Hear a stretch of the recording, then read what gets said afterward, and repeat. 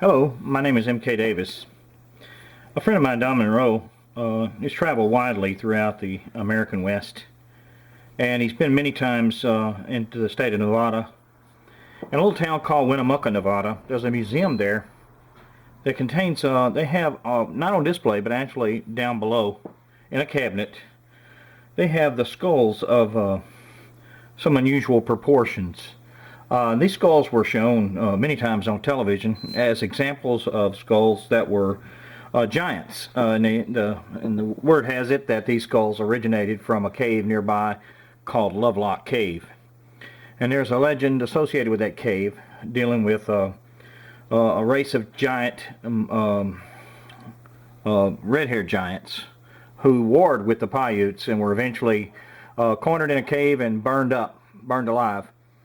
And we won't get too much into the story, but what I'm getting at here is that this friend of mine has been many times to the museum to see these skulls, and when he was watching an episode of Ancient Aliens, he noticed that there were skulls missing.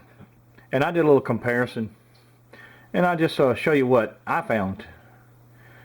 Now, this right here is the Ancient Alien series, a frame from it, and he opens the cabinet, and you might notice how many skulls are in there. I'll just enlarge that so it'll be a little easier to see.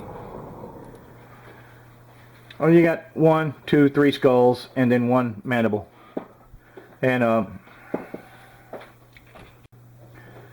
now what I'd like to show you is a picture that Don Monroe took quite a few years back. Same cabinets, same museum. Let's just take a look. Where is it? Okay, here we go.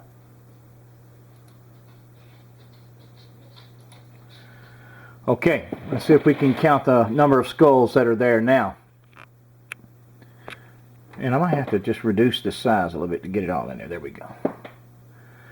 Okay, we got 1, 2, 3, 4, 5 craniums.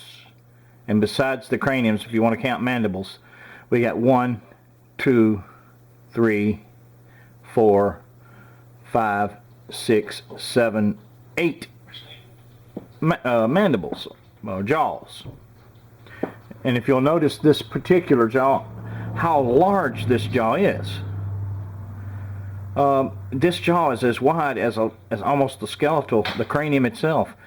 Now, what I'd like to know is, where is this jaw? You know, why are there only 3 there now? Why are the more unusual ones, the unusually large ones, gone out of the cabinet? Take a look.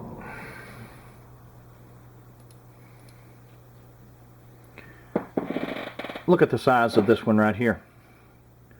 Okay. Now, it helps to have comparisons, and you can compare this to human, and you see there are some similarities, except that a human is not that large. And there may be some differences there between the nasal openings. But nevertheless, that's not what I'm getting at. I'm getting at the divergence there, the parabolic nature of the jaw, how wide it is and big it is. And also, look at this right here. This jaw right here. Look at the length of the teeth in this jaw. And compare this jaw to this jaw as far as the distance between the bottom of the teeth and the chin, and you can see there's quite a bit of difference. So there's a good bit of diversity up here on this shelf.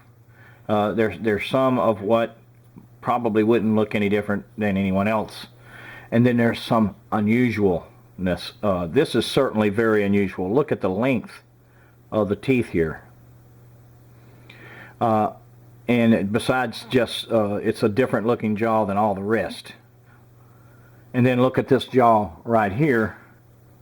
The parabolic nature, how it's just like this.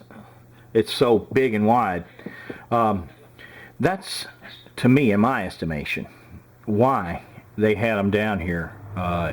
There's some things about it that's hard to explain. And then when you find something about the skulls that's hard to explain, then the next thing people want to know is, where'd you get them?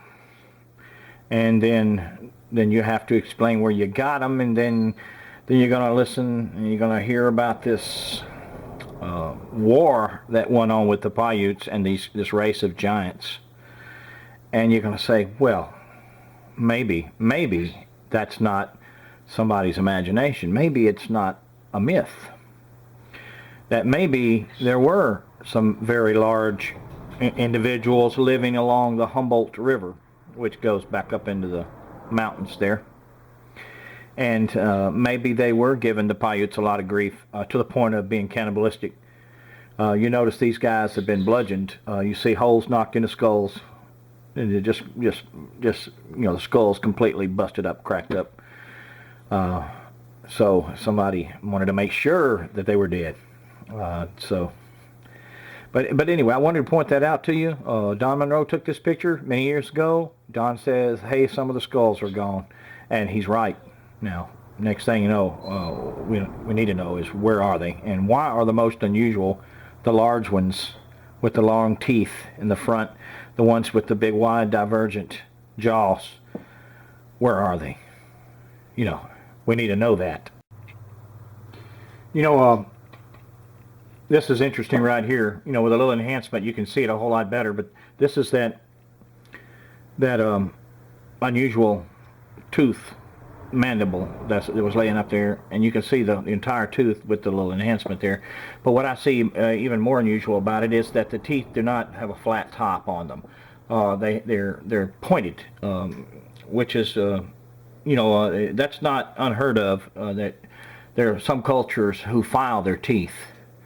But, it's not something you see commonly in the American West. These appear to be filed teeth. Their teeth are pointed, and the teeth are of an unusual nature. One of the things that's often been said about the giants, of the Lovelock Cave, is that they had double rows of teeth, that there was an unusual tooth arrangement. Maybe this is one of their mandibles. Some of these may be Paiute mandibles. I kind of doubt this one right here being Paiute, but maybe I'm wrong. But it's because of the size only, because of the size. But this right here, it's not just the size that throws you off. It's the unusual nature of it. It's pretty gruesome looking. I wouldn't want to be bit by this individual. But if the Paiutes were dealing with people who were cannibalistic and they possessed teeth of this nature, I can see why they went to war with them, because it may have been one of those situations where it's them or us. So the mysterious, very mysterious American West, it's even more mysterious now because we have missing skulls. Where are they? Thank you for your time.